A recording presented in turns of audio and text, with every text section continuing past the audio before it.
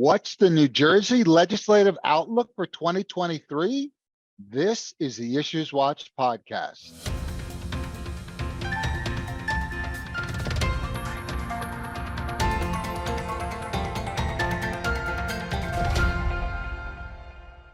Hi, I'm Jeff Kazerman, Vice President of Government Relations at the New Jersey Society of CPAs, and welcome to the Issues Watch podcast. The New Jersey legislature reconvened in early January and will continue to address bills that were pending in 2022. Many of these are of keen interest to the business community. Some of them help businesses, others are harmful. Today, I'm going to talk with Chris Emigholz, Chief Government Affairs Officer at New Jersey Business and Industry Association. We've had Chris on many times before. He's going to give us his insights on some of the biggest issues that may see action in 2023.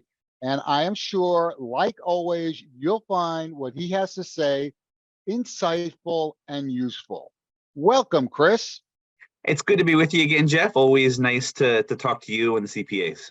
So before we look at 2023, can you give us a brief overview of two pro-business bills that were signed by the governor in December, so they're law now. One provides greater flexibility for tax incentive programs regarding the on-site employee requirement, the number of on-site employees, and the other makes crucial changes to the state's tax administration laws. Can you tell us a little bit about each of those? Yeah, happy to, Jeff. So first, it's nice on the tax side of things to be able to support two bills, and BIA was very happy to support these bills, very happy to ask the legislature to vote for them, which they did, ask the governor to sign them, and sign them quickly. And the governor signed both bills right around the holidays, which was a nice Christmas present, Hanukkah present, yep. New Year's gift for all of us out there. So the two bills, number one, the remote work flexibility for tax credit awardees was an important bill. And it's a bill that we've been talking about for a couple of years. The instant, actually, even before it became signed, as the Economic Recovery Act of 2020, which was the brand new suite of tax incentives that Governor Murphy launched a couple of years ago, the day that passed, the budget committee, I remember testifying saying, we need some flexibility for this new world where we're moving to remote work. And we got a little flexibility in that, but not nearly enough. And we started right away, once that became law, hearing from some of the companies that had old tax credits, some of the old GROW programs, BEAT programs, brag programs, Urban Transit Hub, that, hey, we're not going to be able to get 60% of our people back in the office the way this bill requires. And therefore, we might have to forego our award. Like, we were promised millions of dollars by the state. We've created the jobs we promised. We just not having them come to the office the way that we expected, because no one in the world expected the upheaval that we've had in office work. And they haven't done anything wrong. They did create the jobs. And so they're saying, hey, can we get some more flexibility? So we asked for it when that law happened. We've been asking for it for a couple of years since. And pretty quickly it came together at the end of 2022, a bill that does just that. It gives some flexibility for those legacy awardees, the folks that have tax credits that they were promised, and it allows them to, they have to come to the office a little bit. They can't be 100% remote, but they get the flexibility where you can now have this new hybrid, a lot of homework schedule. And then actually it's kind of a win-win, because what it does, it still says, okay, if you're going to get these tax credits and you're going to be allowing your people to work from home, you have to give back to the EDA for some neighborhood, urban, downtown revitalization programs that the EDA is going to do. So you're still getting the tax credit that you were promised, but now you're going to do a little more to help build up the downtowns or save the downtowns. Because I think from a public policy standpoint, I think we're all a little worried about what this move to remote work might mean for all our urban downtown areas throughout the state, throughout the nation. And it's going to be something to follow. But it was a nicely well thought out, crafted bill, and we were happy to see it signed so quickly. And I know it meant a lot to a lot of the companies that had these awards and didn't know exactly what was going to be happening for them. And they now know that they have this flexibility in statute. And hopefully that that'll make it a lot easier for them to have created the jobs they did, and we're not going to see any backtracking on that job creation.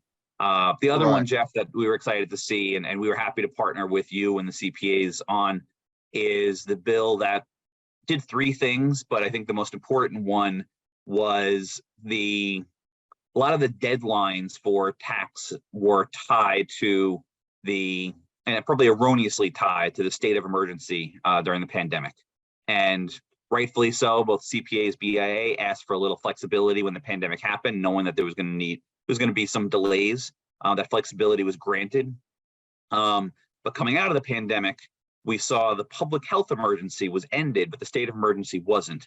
The issue is when we did that law, we tied it to the state of emergency, not the public health emergency. So all these deadlines, all these delays, including delays where taxpayers were waiting for refunds, and the refunds were delayed because the law said they could be delayed, and that was tied to the state of emergency. The law switched it, saying it's now tied to the public health emergency, which is over. And so these refund delays, the extensions, all of that's going to go back to normal and end. And so that's a good thing. The other two changes it made in tax policy was there were some federal partnership audit regime changes made, and this bill aligns New Jersey to that. And we actually asked to make sure there's a multi-state tax commission, which has some quasi-governmental policy responsibilities. And the bill was doing some of what they wanted, but it wasn't identical. NJCPA, the Council on State Taxation, had asked the state to make sure it was identical to what the MTC was asking for, and that amendment was made. And so, again, it's always a good thing for the ease of your members, my members, to align things with what the feds are doing. And the last one is it kind of streamlined the S-Corp election, so made it a little more automatic, and still allowed, there was an amendment done that I know you would, and I had asked for, to make sure that if you wanted to opt out of this streamline, this automatic nature of it, then you could, but still just making it a little easier to choose to be an S-Corp and not have to fill out that paperwork and go through the cumbersome burdens every single year. Yeah, I know that particular there's a particular problem to our members. I've been hearing about that for years, so it's a good thing it was addressed there. So, Chris, what do you think the political environment in 2023 will be like for the business community? In my own personal opinion, it hasn't been very favorable for the past few years. What do you see? Well, Jeff, I agree with you. And I guess I am an advocate for the business community. You're an advocate for the accounting community. And from both of our perspectives, I don't think we have a lot to be optimistic about. But I do think 2023 will be a better year for the business community. Number one, realistically, this isn't optimistically, this is realistically, 2023 is an election year, and every single legislator is up for election. And that usually means they're going to be a little more hesitant to impose a new tax, a little more hesitant to do anything that their opponent in the election could use against them. And so I think that means it's probably a little less likely that we're going to see any tax increases or tax changes that might go against us. I think they're probably a little less likely to do some very controversial things. It might mean that if they're trying to curry favor with progressive interests that are not necessarily aligned with what businesses and corporations and accountants think is best, maybe they're trying to, if anybody thinks that's their constituency they need to please, maybe you got a way to please them. But I also think a lot of the candidates that are in the most competitive districts, the swing districts in the election this year, are more moderate Democrats, moderate Republicans. And I think given the nature of their moderation, I think you're not going to want to have them be in positions where they have to vote for something unpopular like a tax increase. So I do think there's some reason for optimism in 2023. Right. I also think you still have the buzzword affordability that everybody's talking about.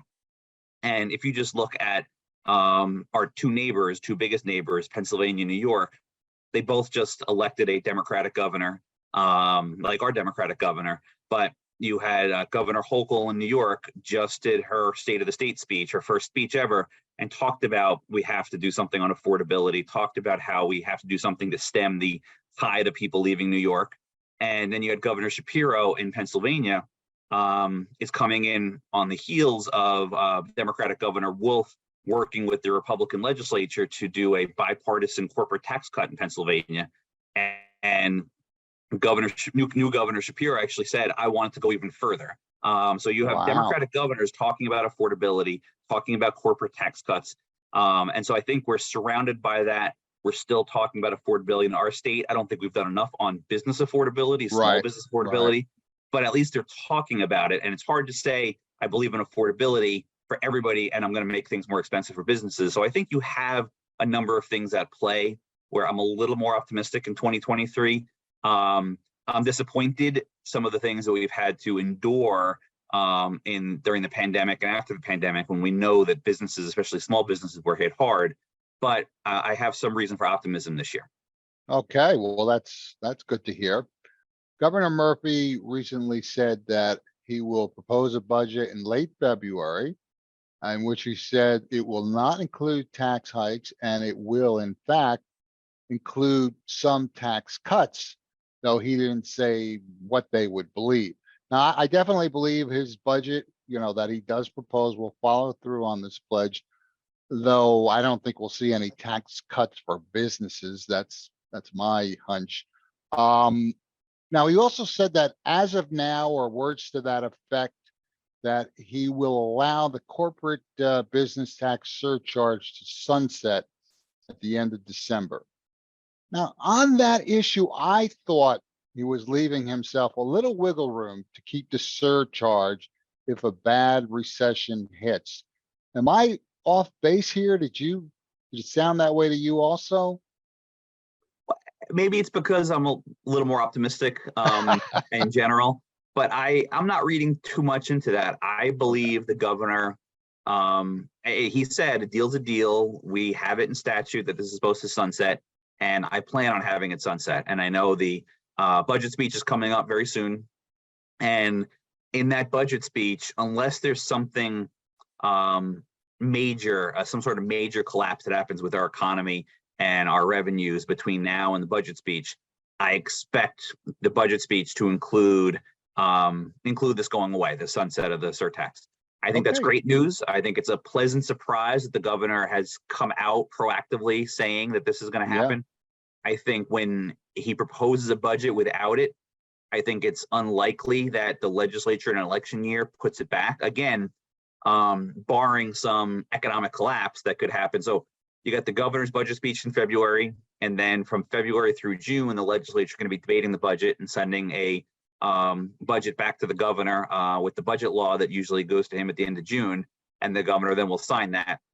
And obviously, there's some haggling that goes back and forth between the governor and legislature. So I don't expect it in the governor's speech in the end of February. That's good news.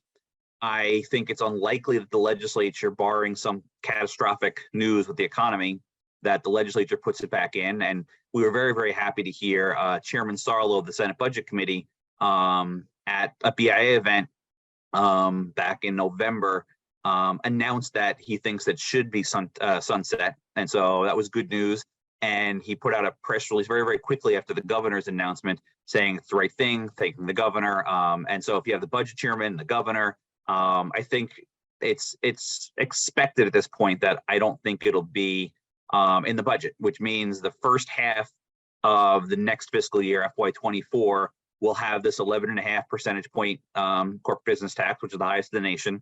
The second half of the year, it'll be back to 9%, which is still high, still one of the highest in the nation, but not the only state in the nation at double digits, not the highest in the nation by far. I think it's a very important, good step to make us a little more competitive. Well, that's good to hear. Now that you've described it all like that, maybe I did interpret all that wrong. So any thoughts on what else we might see in the governor's budget proposal that's of interest or interesting or exciting, good or bad exciting? Well, exciting. My guess is it probably won't be as exciting. I think the excitement for us is probably that corporate business tax news. Um, I would love to see some news on the unemployment insurance payroll tax increases that have already happened. 2/3 of them have already happened the past 2 years. The third and final year of that increase is supposed to be this year. I don't expect them to do much on that because there was an opportunity to take action on that, and the governor chose to intervene actually when the legislature was going to pass a bill on that to stop them from doing so. I don't think that'll happen. So that's more of a probably it's an increase for every employer, not just for corporations as the CBT is. So so that's going to be a disappointment that I expect.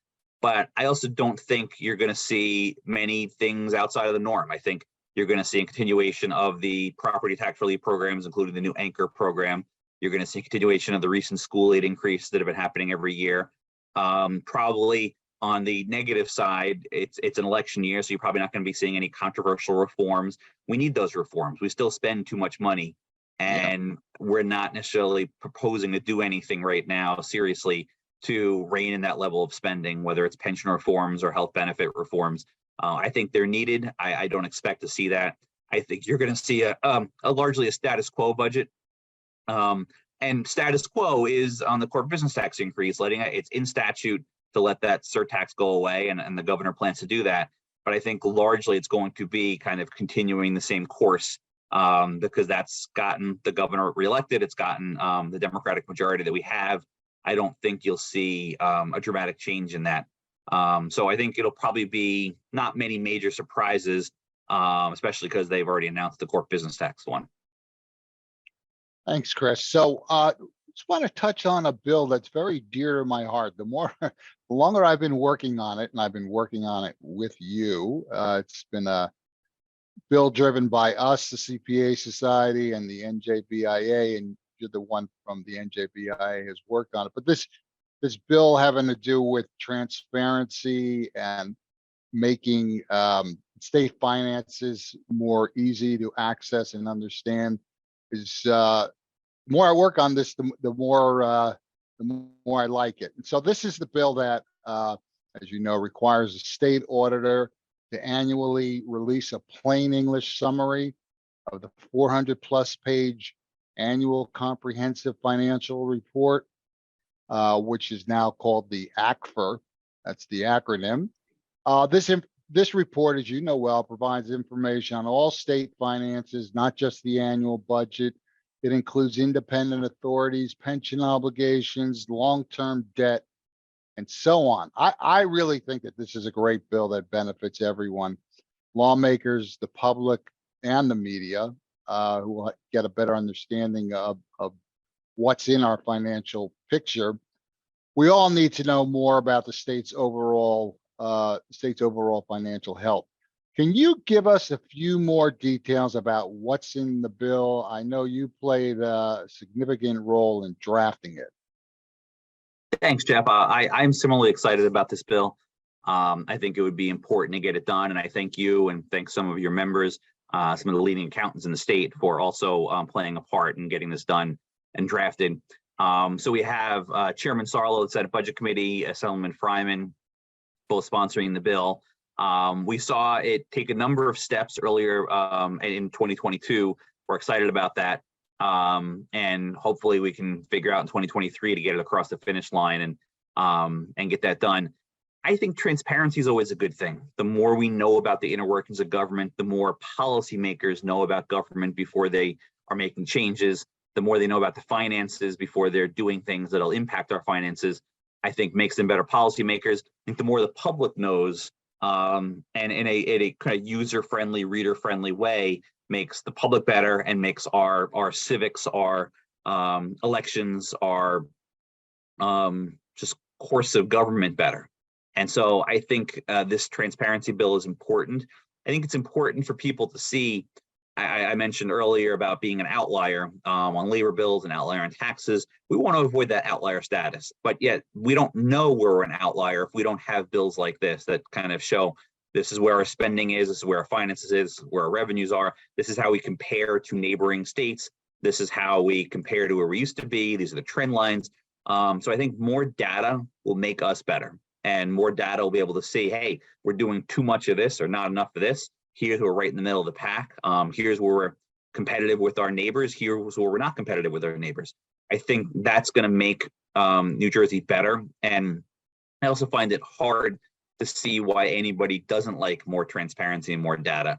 Yes, it might be a little more work for somebody to put this report together, but I think the value of this report, the value of legislators being presented this on an annual basis so that they can then see, their staff can see where we lie, where our finances lie compared to every other state is important. And so hopefully it gets done in 2023. And I know BIA and the CPAs will be very happy if that happens.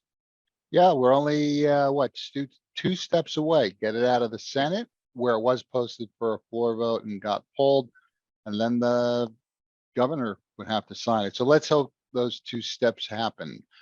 Is there anything else you'd like to mention that we haven't already discussed today? There's a lot of talk about healthcare out there right now, and healthcare costs. Obviously, coming out of the pandemic, healthcare was kind of put in a tough spot, and a lot of changes are happening. It's kind of turned on its head, and we're now seeing these massive increases in healthcare that they're applying to the government right now. And so employers, private sector employers might be saying, oh, it doesn't apply to me. Well, it does apply to you, because number one, if you're seeing massive healthcare increases for public sector, that's probably going to increase your property taxes, increase other taxes, and increase maybe the need for future taxes. That CBT sunset that we want, maybe if spending pressures like this go up too much, that could be another reason why they have to revisit whether that gets sunset or not.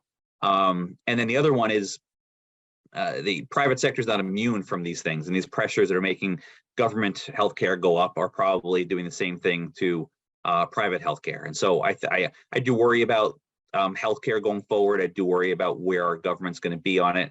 I think it's more of a reason for the need for reform.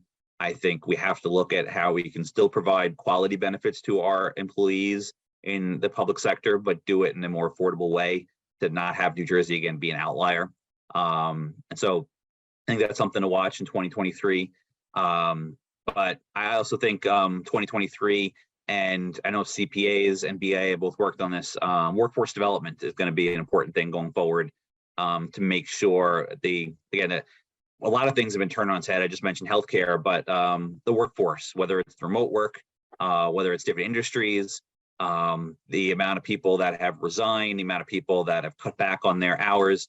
And I know CPAs are having a hard time filling some of their jobs, retail, hospitality, logistics, manufacturing, you name it, healthcare especially. There's so many industries that are a hard time filling their job, and workforce development is economic development. You can't produce the economic results you want without a good workforce. And so that's in flux right now, and there's a lot going on right there. I think this is good work going on in our state, especially with our county colleges and some of the investments we've made. So we're proud to partner with them, work with them. But I think following workforce development will be an important thing going on in 2023. Great. Well, that brings us to the end of this episode. Thanks so much for joining us again, Chris, and I know we'll have you on again. Always happy to be here, Jeff. Thank you. Thanks for listening and watching. On March 21st, I'll be hosting our annual Issues Watch live broadcast focused on Governor Murphy's proposed budget. My guests, Dale Florio and Richard Keevy, will provide expert insight into the various elements of the proposed budget. If you can't make it on March 21st, we'll be replaying it for CPE credit on March 27th. Register at njcpa.org/IssuesWatch. And for more information about the bills the NJCPA is supporting and opposing, visit njcpa.org/advocacy.